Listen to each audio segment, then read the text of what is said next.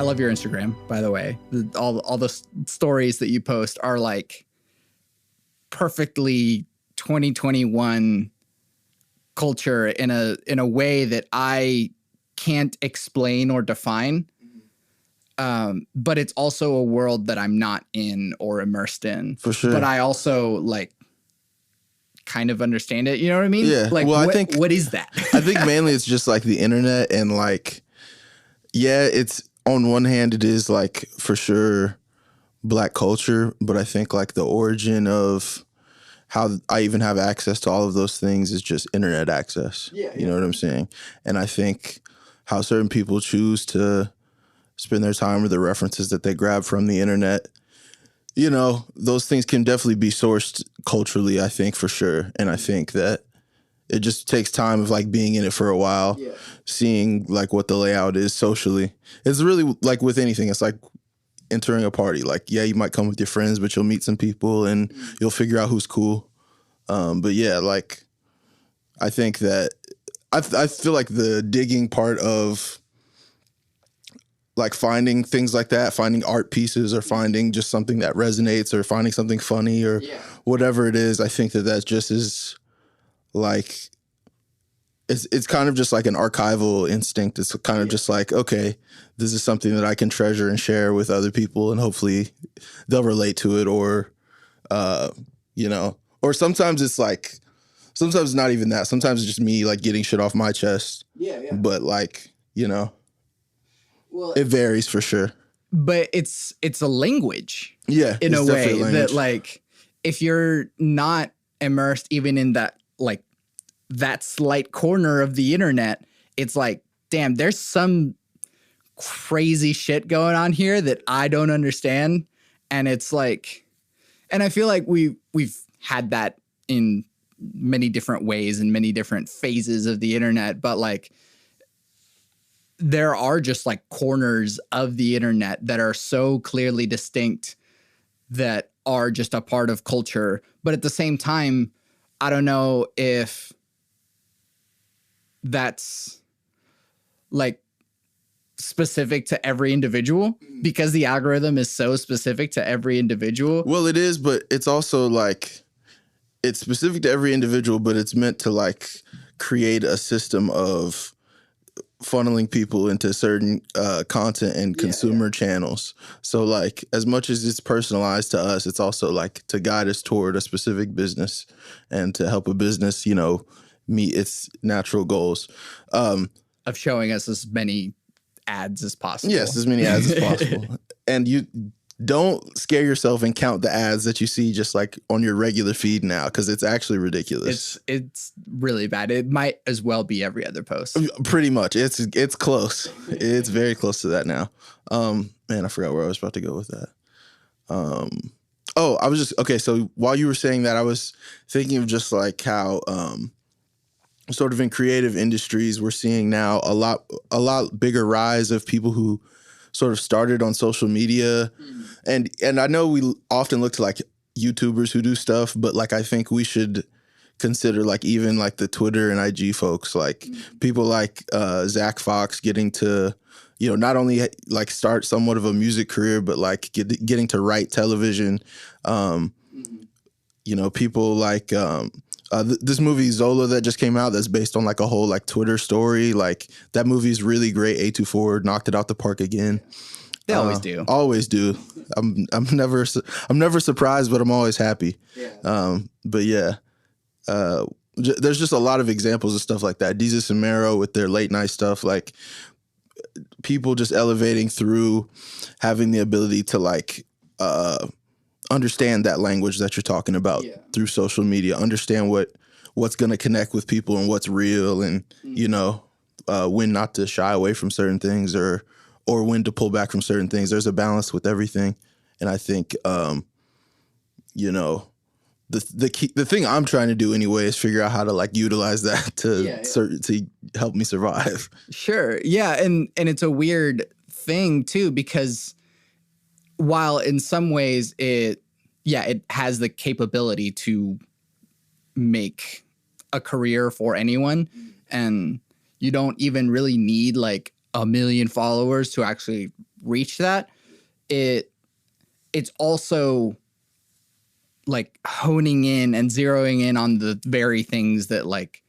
are extremely toxic about social media, and being beholden to the things that, or like the mobs that kind of make us worse people. Yeah.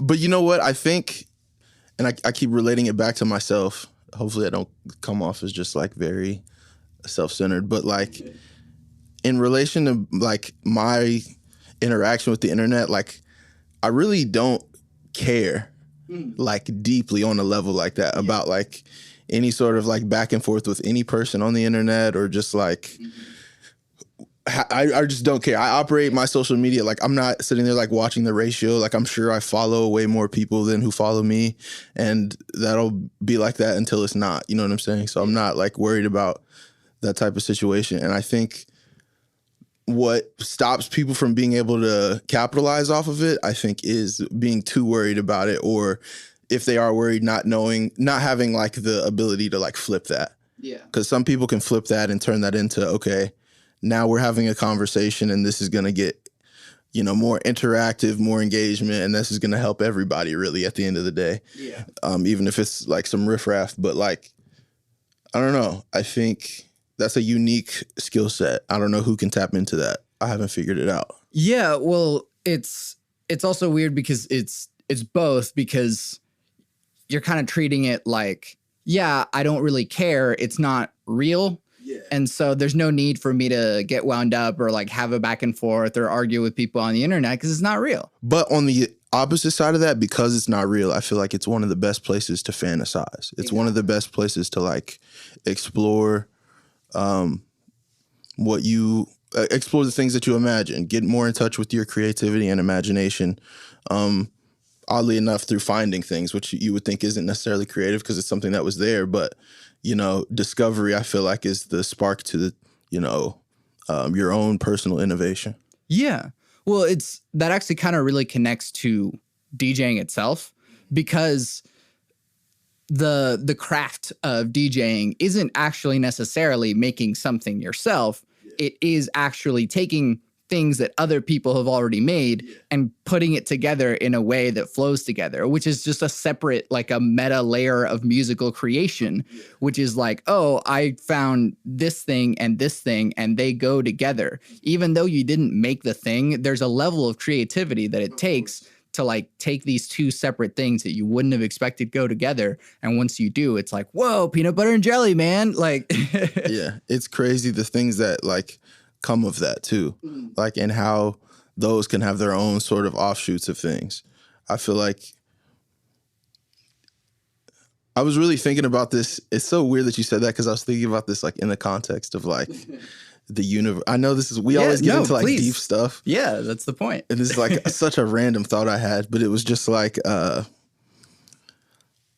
universe is its whole thing, right? And we talk about God as like a creator, one person who like designed all this shit and said, here it is. And it's like, if we're in the image of God and this is what we were given, it's like being a DJ. It's like being able to blend different, because we all have our own perspective. So it's like blending different realities to create more realities, I don't know. That seems like kind of random, and maybe I'm like losing my train of thought, but like, I don't know. Life is kind of very similar to blending music. Right. Well, we are the universe experiencing itself. Yes. 100%. Here's Tom with the weather. But like that's a Bill. Wow. I'm Bill Hicks. There it is. But like, yeah, I mean, everything that we do in a way is just a reflection of everything that already is. Yes. And sort of like, I haven't actually done psychedelics, but I understand well enough, at least intellectually, that like fractals are something that are a recurring theme. And so it's like everything contains everything within it.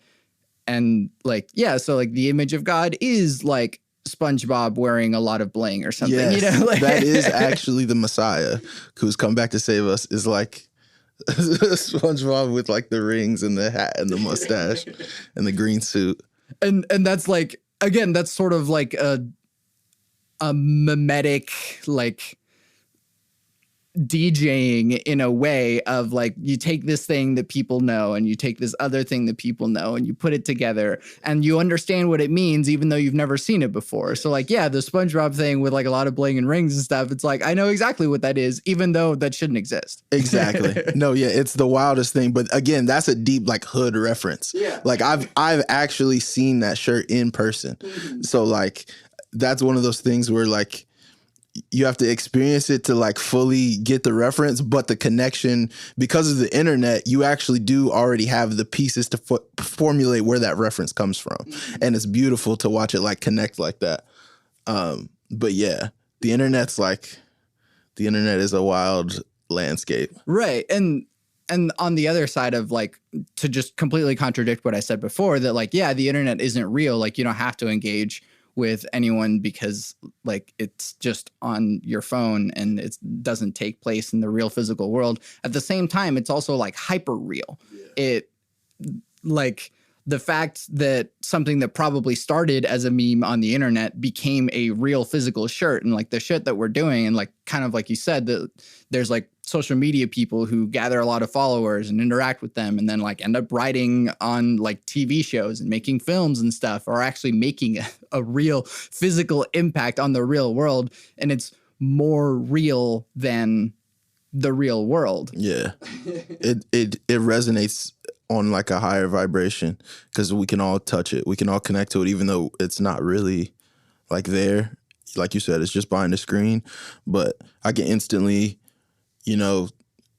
communicate very clearly a message to another person and they could communicate it very clearly back to me and I don't have to be anywhere near them. And that's pretty much magic. So, yeah, and I mean, that's the magic of like media in general, and that comedians, for example, are able to tap into something that we notice or have experienced and, can turn it up to a level. Like even just the clip from like Chappelle's show of like, doing all the basketball moves with the bowling ball is like that shit was funny. Right. But like, and I mean that is getting on the skateboard and then going down the alley.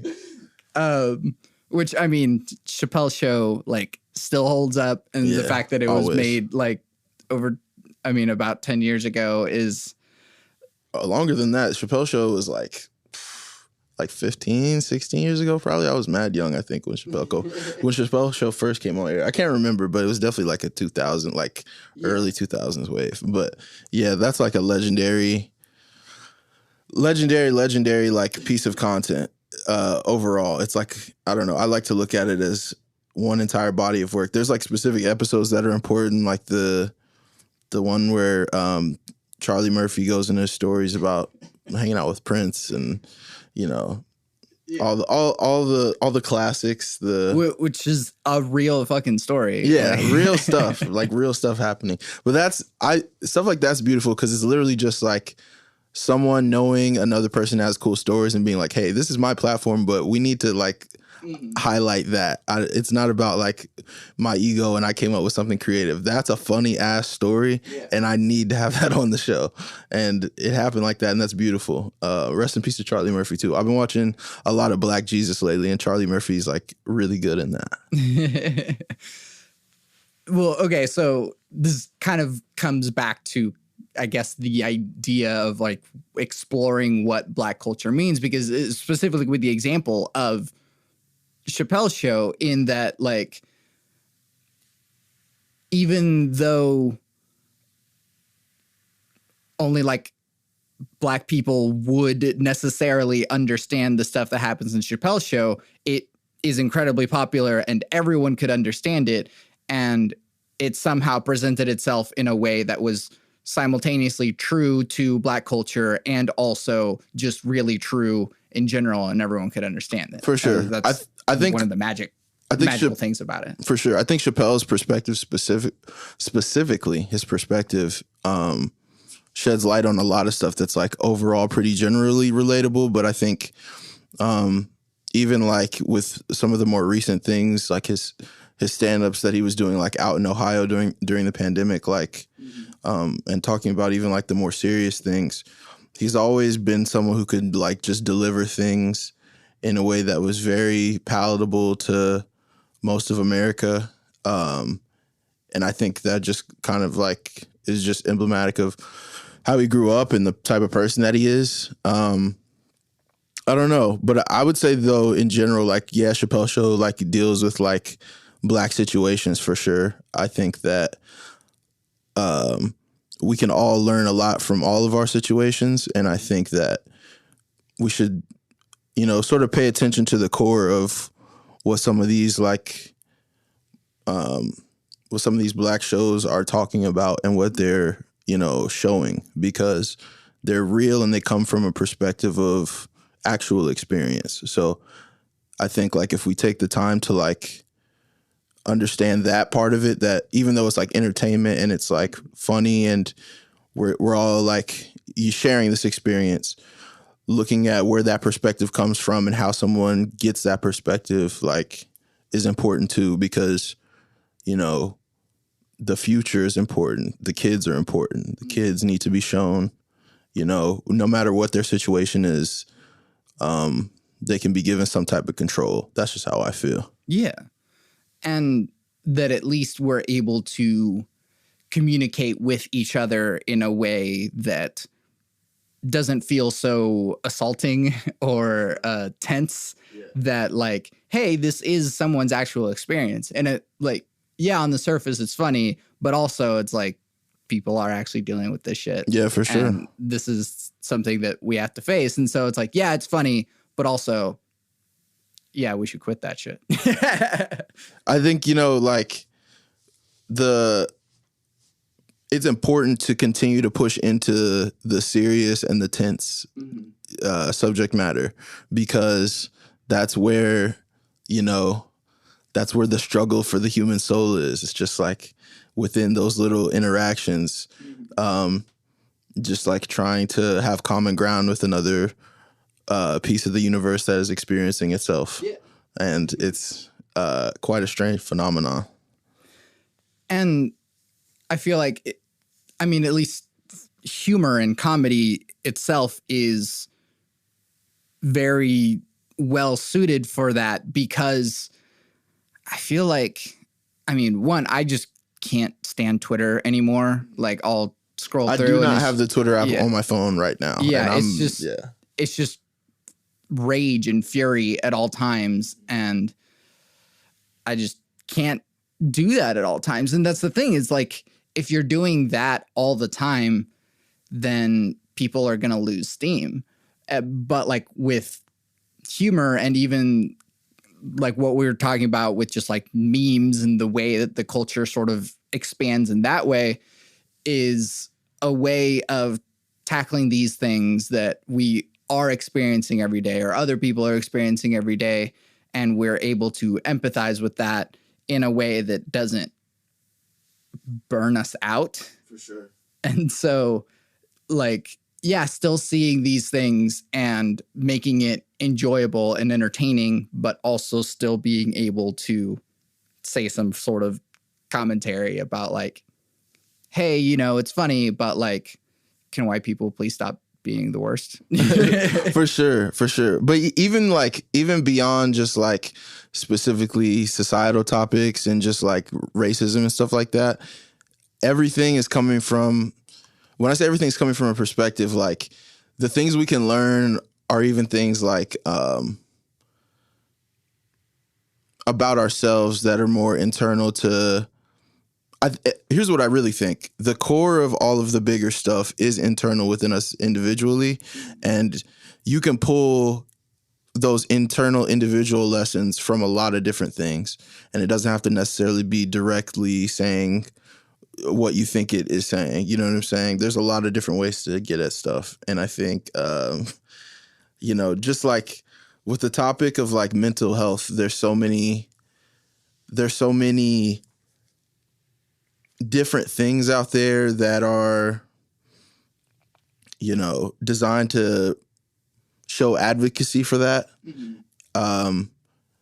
But I feel like some of the more relatable stuff is just like stuff that's like funny. Yeah. Some stuff that's just really funny shows me like, okay, like even though, not that I'm personally feeling miserable, but let's say if I was in a moment of feeling miserable, even though like I'm seeing a character who is also like abjectly just like in a bad spot, like, you know, I'm laughing when I say that because you can see that and remove yourself from feeling negative. Yeah. And then I don't know. I'm thinking of a really specific skit on I Think You Should Leave season 2 on Netflix. They're not paying me, and they should pay me because I'm a huge fan and I would sponsor stuff for them whenever.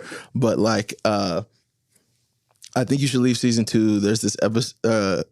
I think it might be in the first episode, but there's this skit where Tim Robinson plays just the guy's name was hilarious, but I can't remember it right now. Just like this television host who's like doing pranks. One of those like, it's just like a parody of like public prank shows or whatever.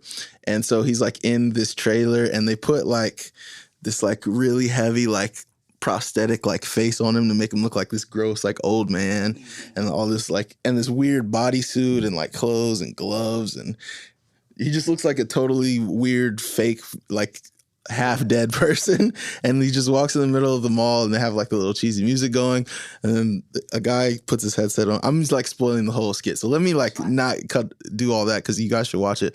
But there's just this part in it where he's just like, I don't think I want to be around anymore. and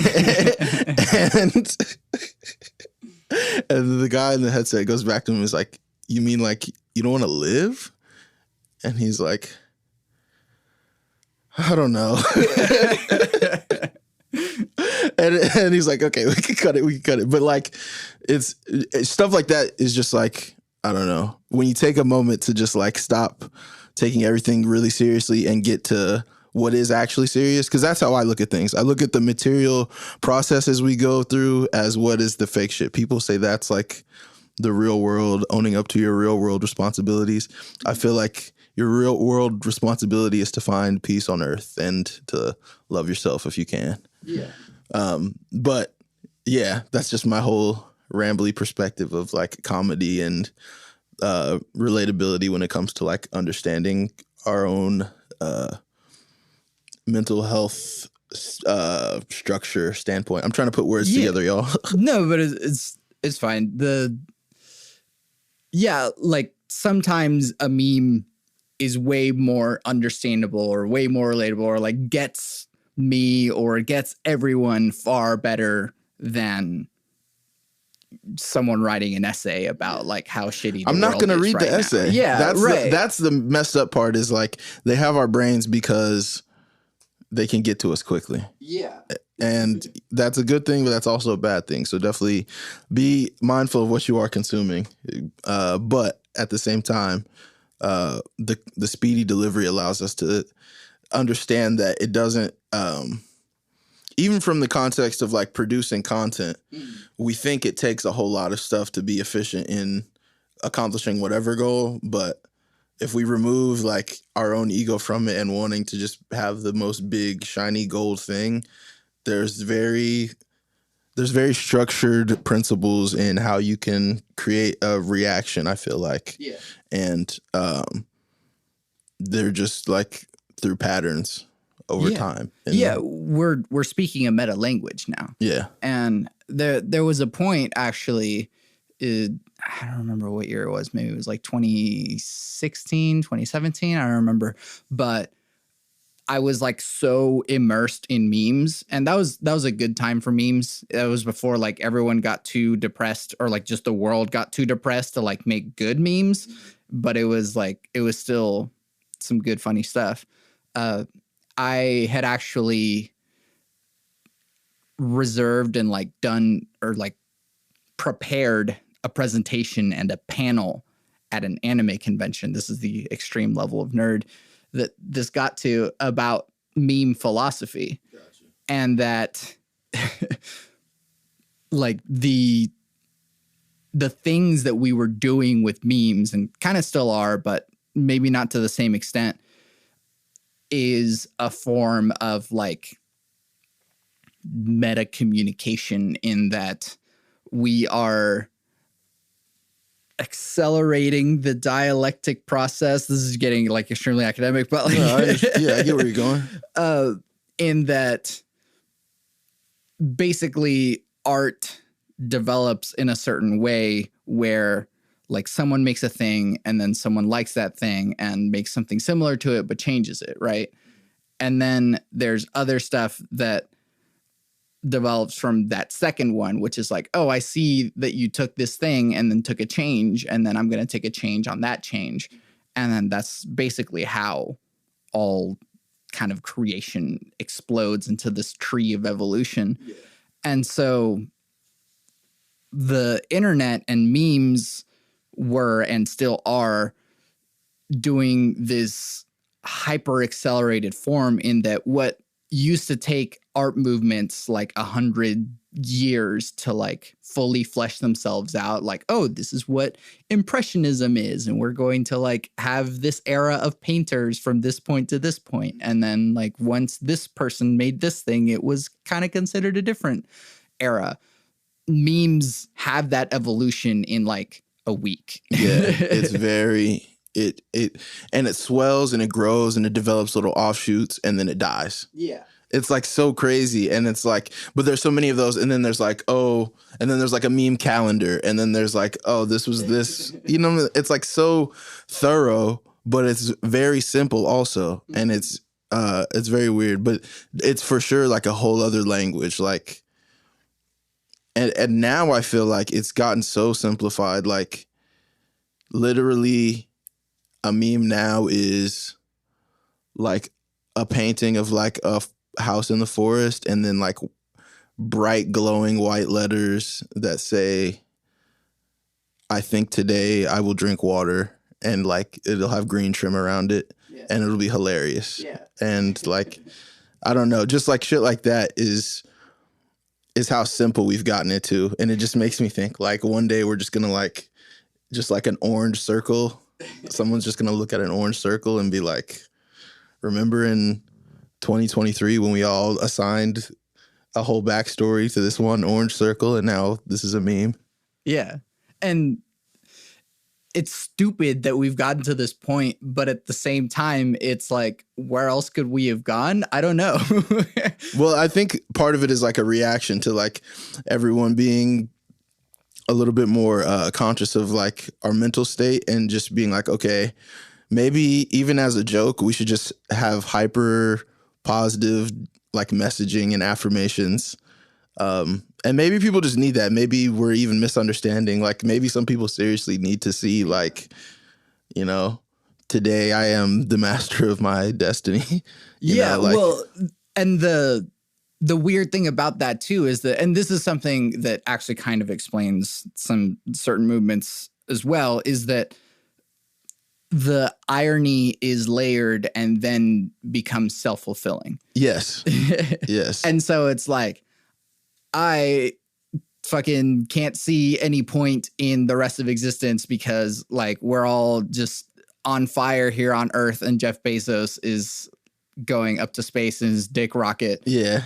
And his penis rocket. Yeah. Which like Austin Powers made a joke about that so long ago. Well, I was like actually surprised at how much it looked like the Austin Powers penis rocket. I was like, didn't have the balls. Yeah, no balls, but it looked exactly like the shaft and the head of the Austin Powers penis rocket. Yeah. Sometimes I feel like once Donald Trump was elected, reality shifted into like, real talk. And I've been watching I've watched Loki, and like we don't have to get into all of that if you guys haven't watched it, which you may or may not have, but it deals with time travel and multiverses and all types of shit like that. And bruh, I've been thinking we are in like a really crazy like variation of time. Yeah. We're in a wild spin of time. But it's like reality is really badly written. Poorly. Like somebody wrote this show of like Earth. Yeah. Circa 2016 to whenever the Earth is going to end, which is probably soon.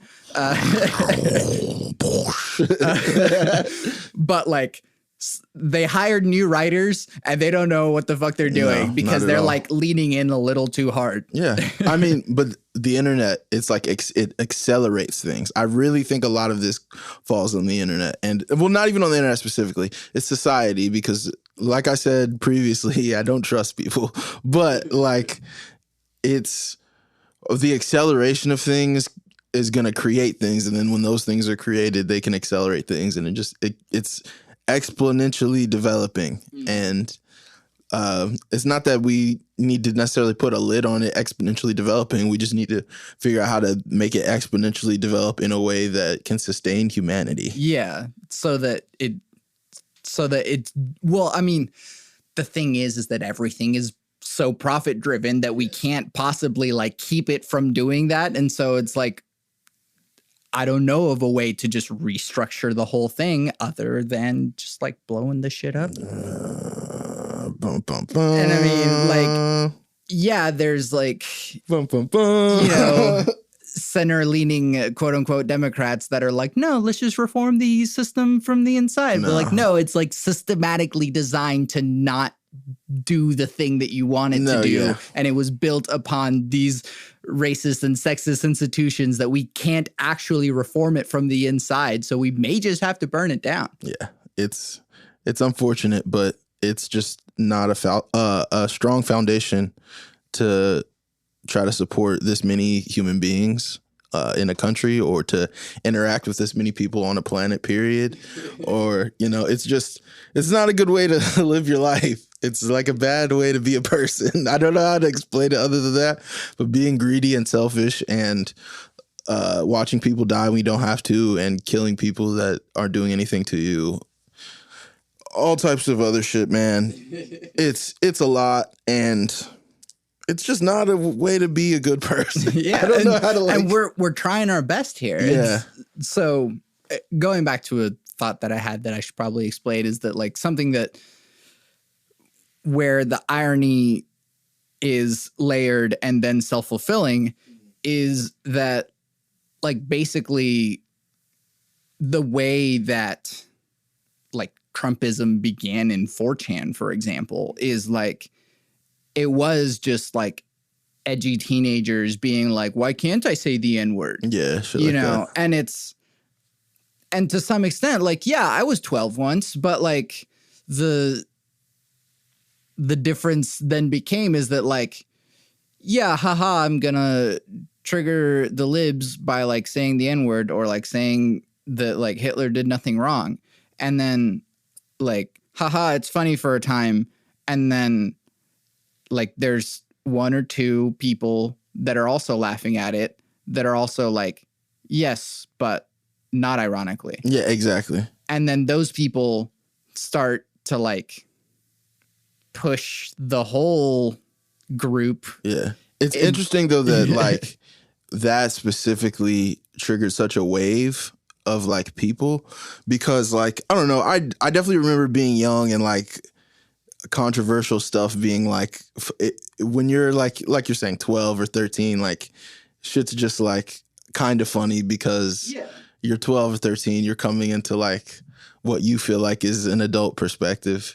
And so like dead baby jokes, stuff like that, all the rage. Like I understand why a developing mind goes there. I just feel like we also, I don't know, there's just not a lot of positive, constructive ways for people to figure themselves out at a young age. And I think that because of that, they're drawn to like form these little cults with people who they think are similar to them, which is cool. Like everybody has friends. I don't want to make it seem like making friends is a bad thing, but like certain types of people click up because they don't have anything to like put certain energy into. And I don't know. The internet exacerbated that. Yes. And so what it used to be is that like, oh, like some angsty teenager was like unlikable by people, and so they just grow up angrily and maybe torture a squirrel here and there, and then resent the rest of their life as they work at Walmart or something. Yeah. And but now the internet has like taken that like 12-year-old mentality of like go to extreme edginess because we can. And so like that person instead becomes a school shooter.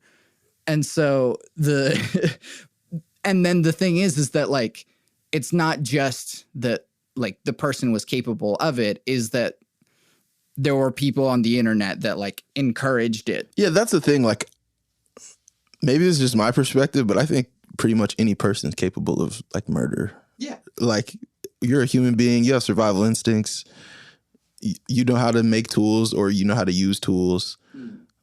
We're animals. Yeah. I think people have that capacity. But it's a nature versus nurture thing. Sure. We have the capacity to do a lot of other horrible things that we just don't do, because even if, you know, we had some roughed up things in our life in general, I think for the most part we understand general morality. Like, yeah. I don't know. I don't even know how to really put that, but like certain things, it just seems like we don't take care of the nurture part, and then things happen. And, you know, and that's also not to like excuse like white nationalism or just like extreme violence or anything like that. You know, some people are bad people, question mark. Yes. Exclamation mark. Yes. People are bad. But like, it's so many things go into it, man. I just, I don't like thinking about things in the context of the future and the past at the same time. Right. And so, okay, let me, so apologies listeners for saying this thing again, even though the podcast that I'm referring to is for you 2 weeks in the future. So podcast I recorded yesterday, which will go up 2 weeks after this one goes up. So neat.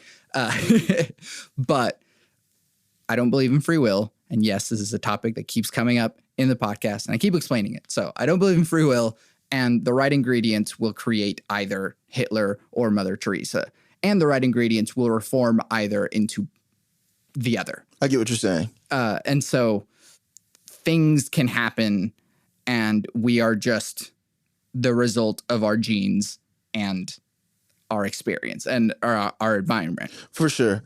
I will personally say that, for the record, I do believe in free will, but I think like we agree in that you don't really have control over pretty much anything. Most, if not everything. Yeah. So I think though control and free will are different. And I think on the other episode, I tried to explain this the way I see it, but like, it's just the ability to like perceive your situation and make decisions within what you perceive. That's how I interpret free will. I don't necessarily believe that we have control over all aspects of those things when we get them, if any. But when we get them, you know, I feel empowered by the things that I was blessed to have. Mm-hmm. And I feel like I can do things with them and make decisions with them that could provide a desired outcome for me. I think that I have the ability to do that. Yeah. But you know what I'm saying? I definitely feel you on the fact that like your circumstances are completely like out of your control from like a inception into the world type situation. And what you can do with that is very limited to how much the world will cooperate with you. Mm. And you don't have as much control of that as you would probably like. Yeah. So the thing that then happens is that like we have set up our system in a way that for some reason we don't want to actually like analyze the factors that go into creating a horrible person, and instead just like, you're a horrible person, be punished. And so instead what we should do is be like, what things in society led for like, what were the ingredients that created this person, and how can we prevent that in the future? How can we structure our society in a way that we create as little amount of psychopaths and school shooters as possible? Sure. And the thing is that like we gave ourselves the power of the internet without sorting those things out first. Mm-hmm. And so now like, oh, how come school shootings are happening way more often than they used to? Well, it's a complicated mess, but like part of it is kind of the internet exacerbating that. And so and the other part is that like what the Trump era has shown us is that like we're not living in the same reality. No. And, you know, I think that's a good lesson for us to learn, though, is that none of us are really living in fully the same reality. And in order to like be able to share space with people who aren't living in the same reality as you, I'm not even sure what that takes. Yeah. That's a very like that's a concept that people don't really prepare you for to like deal with as a human being. I don't think we were prepared for this because, well, one, like the powers that be that propped up the machine that was Donald Trump, like understood that they could reshape reality in whatever way they saw fit. Yeah. And they're still doing it. So like the fact that like COVID and the Delta variant are on the rise now again is further proof that like we're not living in the same reality. A majority of the people, like high 90s% of people that are being hospitalized and dying from the Delta variant are unvaccinated people. And there's nothing stopping those unvaccinated people from having received the vaccine. Yeah. It's just that they are living in a different reality from everyone else and are putting themselves in danger because of it. Yeah, and putting other people in danger. Yeah, most importantly, putting other people in danger. That's the thing too, is like I can live if like your decisions put you in a bad spot and like you are choosing to feel like you're justified in that.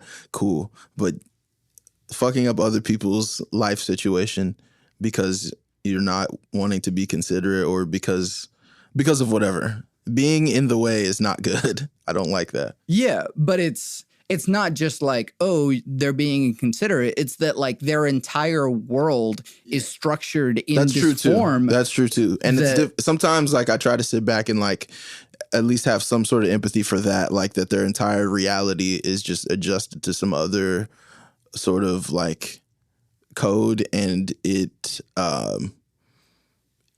unfortunately may never become apparent to them that whatever the case is, I can't tell a person how their reality is. I don't experience their daily life. Yeah. I don't know what they go through. But what I'm saying is certain things that have the potential to impact other people should be considered. Mm. And that's just, my thought on that. I feel like it is difficult to tell a person.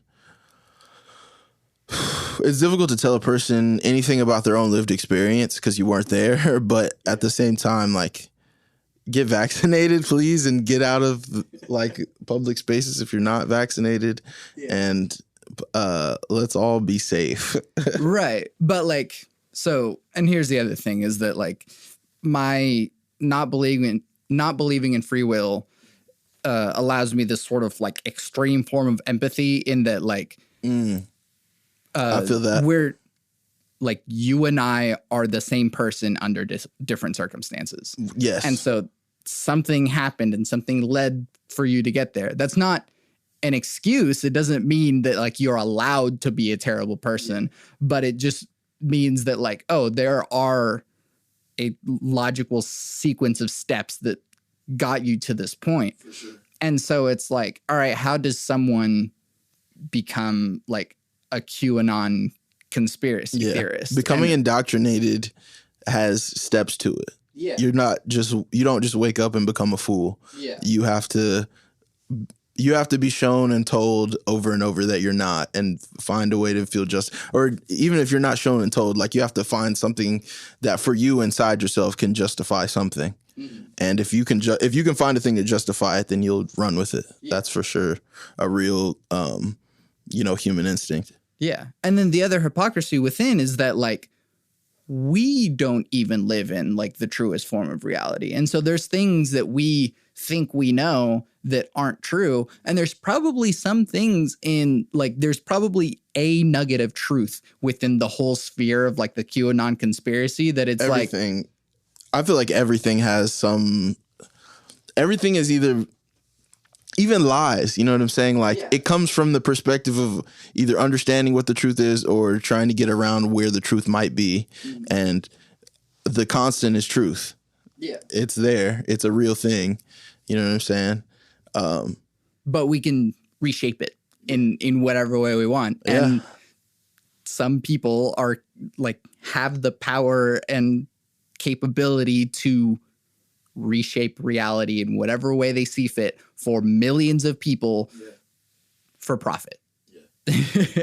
Mainly for profit, mostly for profit. That's like one of the most profitable things is selling people a dream or making them reimagine what their life is or what it could be. You know, like reshaping someone's entire reality is easy to put something in their hand and then tell them that the thing in their hand will give them that thing over that they need more. Yeah. So, I mean, I don't know, like follow the money, but like the other thing is, I mean, here's just a question. Who is benefiting from telling everyone that COVID isn't real?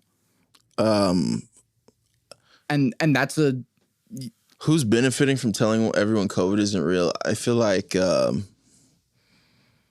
don't know who would benefit from that. I mean, like maybe Fox News from like having constant media coverage, like people are captivated by this thing that like, oh, anytime anyone mentions COVID and I don't believe in it, I'm going to be angry about it. And so anytime that someone puts it on Fox News and they're talking about it on Fox News and they're like, hey, you know, here's more of like the Democrats trying to take away your rights because you don't have any freedom because they're trying to make sure that you don't go outside, but it's your right to go outside. So, and then like, you know, us as gullible humans, we're just like, oh, I'm angry about this. I'm going to keep watching these ads. Yeah. That's a train of thought. I think like definitely follow the money. Definitely like see why people are doing these things. So do you think like the media companies specifically profit off of, you know, helping people shape a perspective that allows them to do whatever they want without consequence or without in their mind a consequence? Well, I mean, because I get what you're saying as far as like they're projecting a message out there and they're getting corporate ad dollars and that's continuing to have them thrive. And then it's also helping this group of people shape their perspective. I just feel like that was always what they were doing, you know? Yeah. That's like kind of like the thing. I think in a pandemic model, yeah, it makes more sense. But that just seems like that's kind of specifically Fox News. Like that seems like that's their business thing. It's just like, let's help you shape a perspective. Let's sort of build your brain a little bit. Yeah. And because we built your brain, you'll want to buy some of these things that are in these commercials. And you care about some of the things that because they have like ads of like historical shit or like whatever type shit that people are into on who watch Fox. Yeah, collectors, hoarders, or whatever shit. Yeah, like that. Yeah. Whereas we're so stupid though, like we're into this new sort of coin, NFT. Yeah, right. And we're making fun of them, but we're like doing the same thing, but like it's not a thing. It's like nothing. Yeah, exactly. And so I mean, funny. That's the other big thing to do again is like call out the hypocrisy in that like what propaganda are we consuming and just eating right up. Oh yeah. You know, because it's comfortable to most forms of propaganda provide you a comfortable place to sit while we're like in this crazy existence. Mm-hmm. So, you know, there's definitely a lot of propaganda that we just intake and just accept as our perspective or just like a lifestyle or whatever. And, you know, it's also to feed into corporate interests. It's also to help other people get rich and, you know, cool for them. But at a certain point, we all as individuals just must focus on what we need because they've made it that way. Yeah. And so like we're consuming the stuff that we're consuming probably because of the propaganda that we've consumed. And I don't know if there's a way out or if there even needs to be a way out. Yeah, I'm not sure that there needs to be a way out necessarily because at the end of the day, it is still like humans interacting with humans. Like a bunch of people came together to produce Fox News programming and those people get paid to do that. And that helps them feed their families. And those people provide something that other people want. And And they feel justified in their reality. Saying all that makes it sound just so nice and like people exchangey. And that on some level, that is what it is. But it's all this other like subtext and just like specifically targeting certain types of people in order to what is it called? Like progress, just sort of like grow. Further your agenda. Yeah, furthering an agenda. Yes, yes, those are the words for sure. Just like targeting certain specific types of people in order to further an agenda that's like going to make you money and make certain people in powerful positions money and give them more power socially. And, maybe there's something to be learned from that, honestly. Like, how can we who have different perspectives on life, who don't, believe in the things that they believe in, how can we find a way to create power within? I hear myself saying it though, within a system. No, yeah, and that's the impossible part of it. Yeah, it doesn't work. But like, that's so funny though, because it just makes you see them doing it, and you're like, oh, what if we just interjected that in there? And like, yeah, but no. Yeah, exactly. Because the end of that is still some greedy person at the top being like, oh, those people can die. Those people can live. Those people can die. But okay, so here's two thoughts. And one of them is that like no one is actually evil. That's a concept that is for sure. I said on the last thing, I was like, evil is. I think I said it was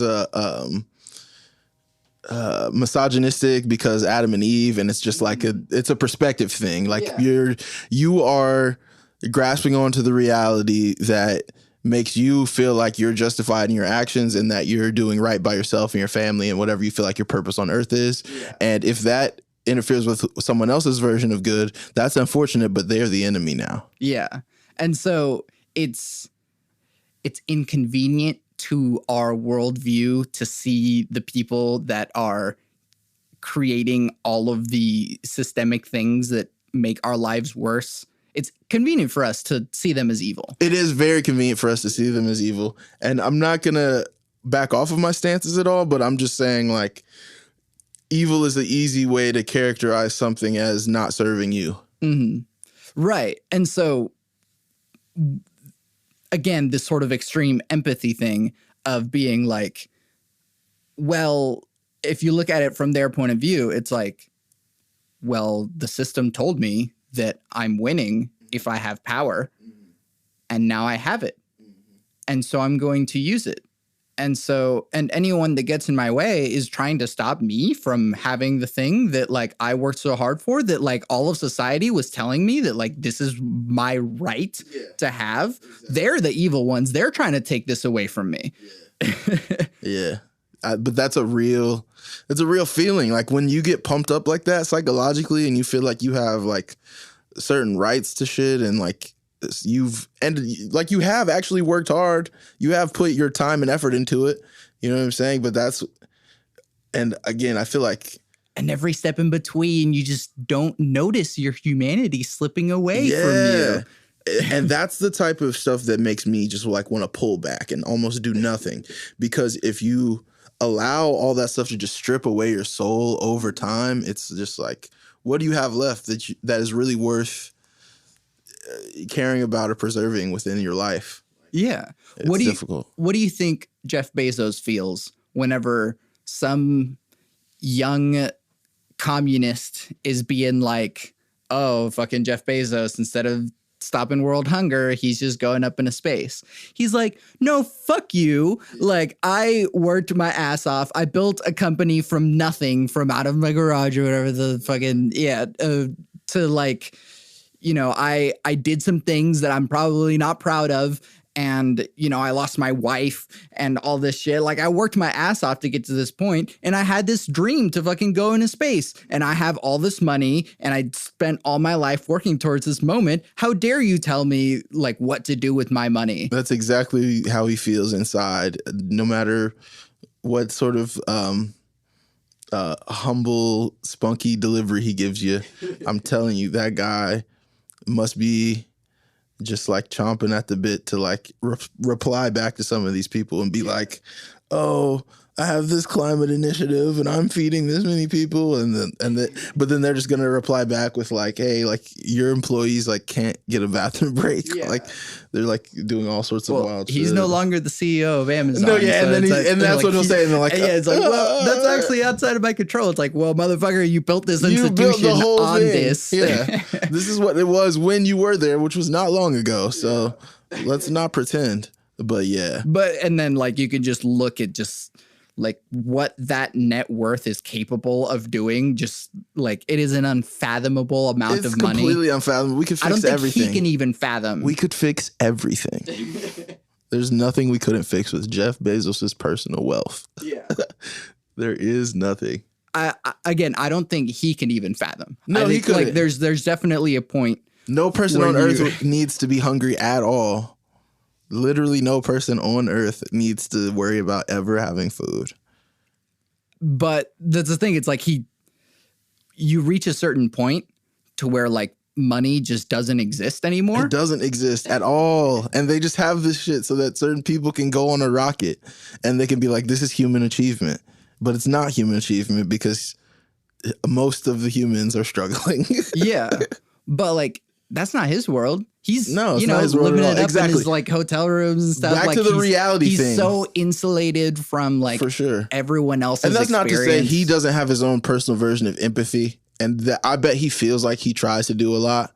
But like, also, I'm sure that he understands, even though we talk about he doesn't really understand what he could do with that money, I'm sure he does understand though that like, it's pretty just like criminal to like hold that and like look at any person who doesn't have anything. You know what I mean? Like it's so crazy. Right. But like everything in his life has told him to reach this point. Reach that point and to hoard it and to hold it and not, you know what I'm saying? Like, and anyone who puts that at risk, he has the power to just like push a button and just nope them out of existence. Yeah. Whether it's like by literal, 6 degrees separated. Jeff murder. Bezos could get you vaporized. Yeah. I want you to know that. Or like just have like some stupid legal nonsense that's just like, oh, you said something bad about me on the internet. I'm going to sick my lawyers on to you. And for the next 10 years, you will just be stuck in this legal battle. Yeah.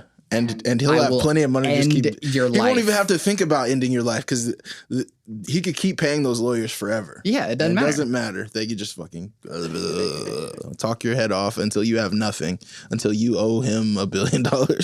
Like, it's ridiculous. Yeah. So, I mean, but again, from that perspective, he got himself there and he feels justified in being there. Yeah.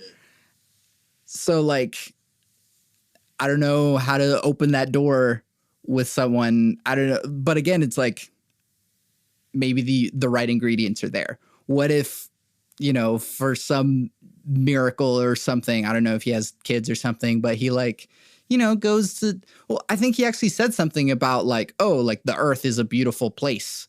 And so like, yeah, he was literally talking about how we need to protect the earth, like as he was about to get into his rocket. Right. And so it's like, well, you do actually have the resources to be able to literally protect the earth. Yeah. Let's do that. Maybe reshape it instead of like, hey, Elon Musk, I know you want to like go to Mars and like terraform it, but like there's a lot of stuff that we could do here on this planet right now. I know you're bored with Earth because you've probably flown everywhere and been everywhere, but like, maybe help us out just a little bit. It would be cool. I think most people on the planet would be grateful for that if we could like, make sure that it makes sense to have kids. Because if it doesn't make sense to have kids, some of us are not having kids because the planet is going to crumble. Yeah. And I would like to just watch it crumble and not be like, I hope my grandkids aren't. Yeah. I hope they got on that rocket.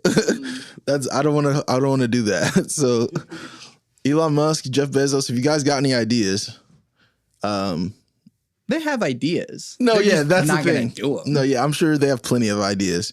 If you guys have a fucking heart, how about that? Yeah.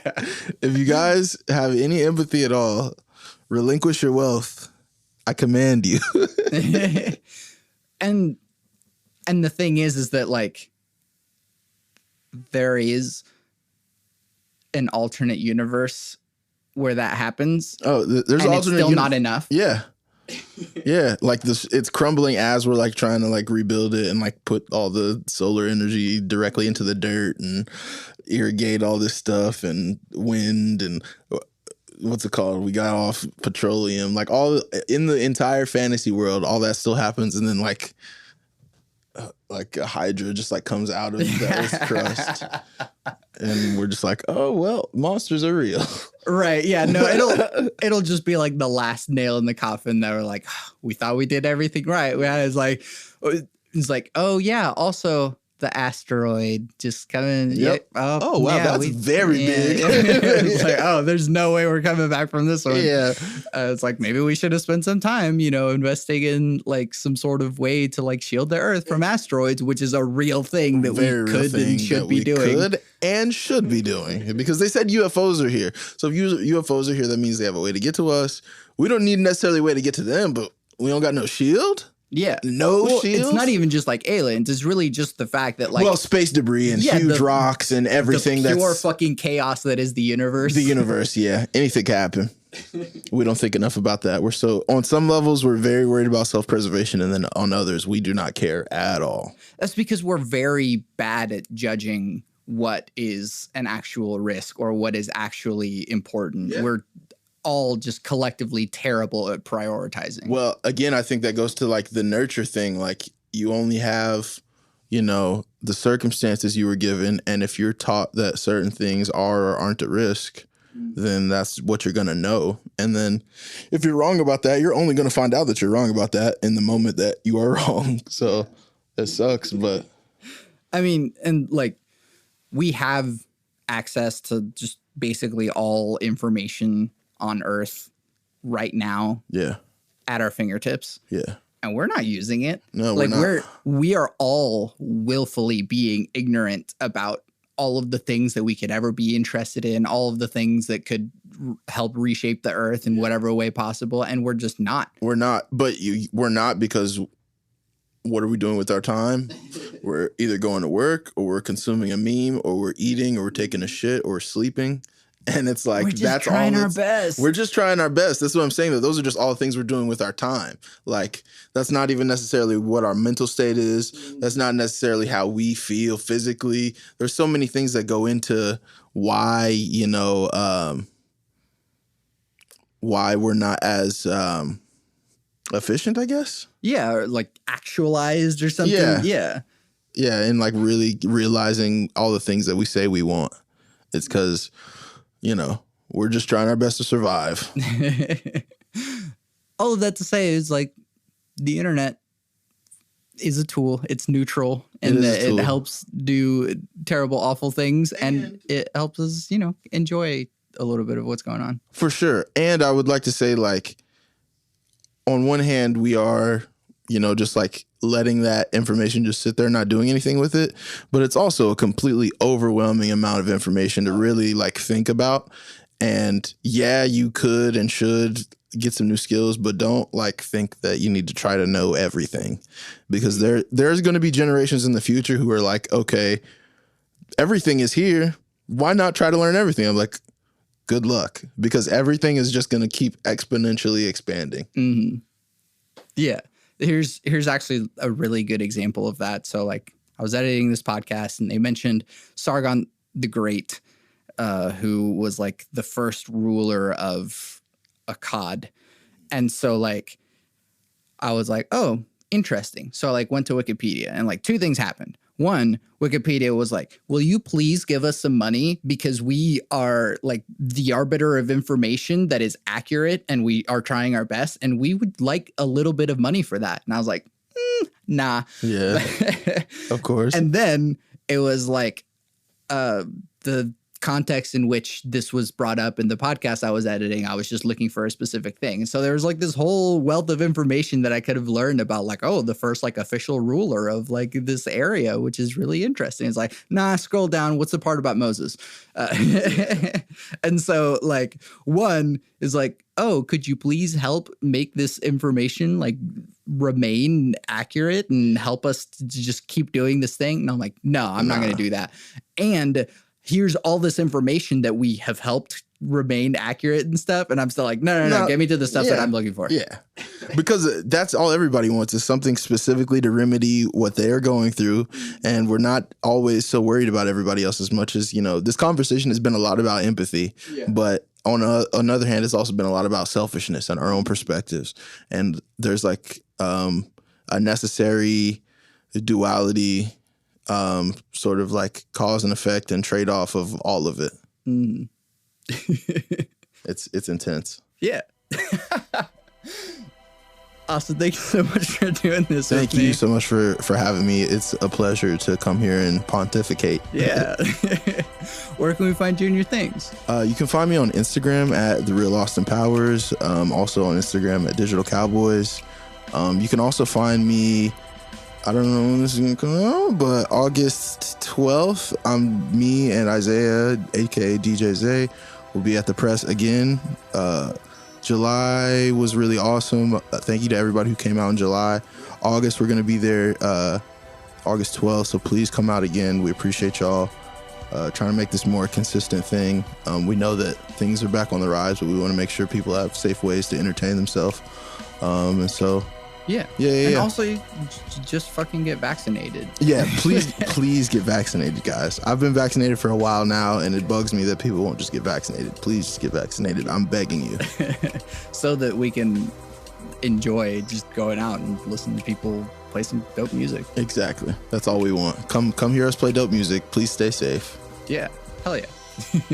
So, once again, I'm Santiago Ramones. Austin Scott.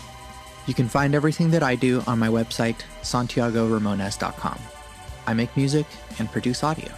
I have an EP, a short album, that is streaming everywhere right now. It's called Soundbites. The music you're hearing right now is from Soundbites. Listen to it on Spotify, Apple Music, and anywhere else you stream music, or buy it on Bandcamp, because a single purchase is the monetary equivalent of streaming it all day, every day, for a year. I'm also working on another album, so if you'd like to hear that at some point, you can buy my music, or you can support me on Patreon. That's patreon.com/Santiago Ramones. Follow me on Instagram to stay up to date with all the stuff that I'm doing, both at bit.depth and at Santiago Ramones Music. There's also a Discord server in which we discuss deep topics from the podcast, but it's also a community of beautiful human beings. Go to santiagoramones.com/Discord to join. If you like the podcast, leave comments on social media, leave reviews by saying how much you like the podcast, and tell your friends about it. I really couldn't be doing this without you, and I am so very grateful to continue doing Bit Depth for this long. Thank you so much for listening to and supporting Bit Depth. I always end the podcast with my 3 things. They shape my life philosophy. Love never fails.